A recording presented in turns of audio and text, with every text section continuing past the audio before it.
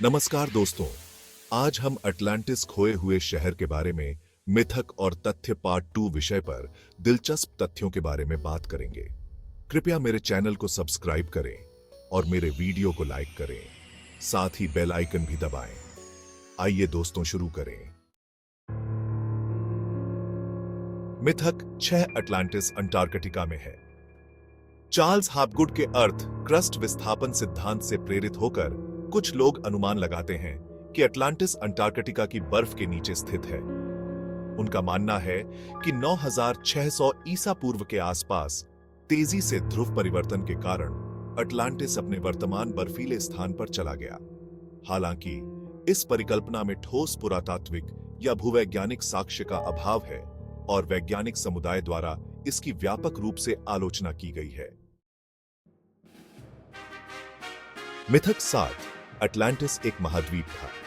प्लेटो के काम की कुछ व्याख्याएं बताती हैं कि अटलांटिस सिर्फ एक शहर या द्वीप नहीं बल्कि एक महाद्वीप था। यह सिद्धांत अक्सर प्लेटो के मूल पाठ की गलत व्याख्या या गलत अनुवाद से आते हैं। दार्शनिक ने अटलांटिस को एशिया और लीबिया की संयुक्त तुलना में बड़ा बताया, लेकिन अधिकांश विद्वान इसकी व्याख्या इसके भौतिक आकार के बजाय अटलांटिस के विशाल प्रभाव के रूपक के रूप में करते हैं। मिथक 8 अटलांटिस अटलांटिक महासागर में डूब गया। प्लेटो के मूल लेखन से पता चलता है कि अटलांटिस हरक्यूलिस के स्तंभ से परे स्थित था।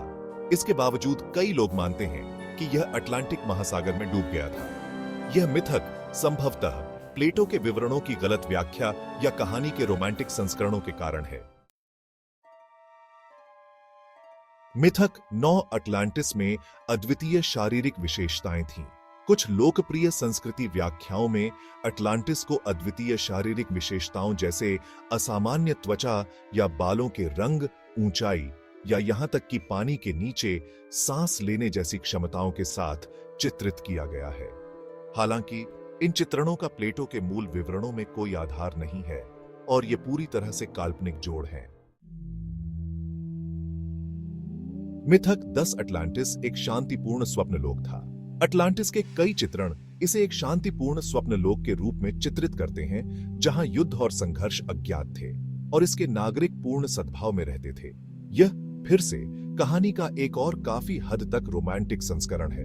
जबकि प्लेटो वास्तव में अटलांटिस को उनके शुरुआती दिनों में गुणी और महान के रूप में वर्णित करता है, वह उन्हें एक दुर्जेय सैन्य शक्ति के रूप में भी चित्रित करता है जिसने अन्य देशों पर युद्ध छेड़ा था। समय के साथ प्लेटो के अनुसार अटलांटिस नैतिक रूप से भ्रष्ट हो गए और उनके समाज के प्रारंभिक गुण और ज्ञान खराब हो गए, जिससे अंततः उनका पतन हुआ। इस प्रकार प्लेटो के स्वयं के विवरणों के आधार पर अटलांटिस की एक सतत शांतिपूर्ण स्वप्नलोक की छवि वास्तविकता से अधिक मिथक है।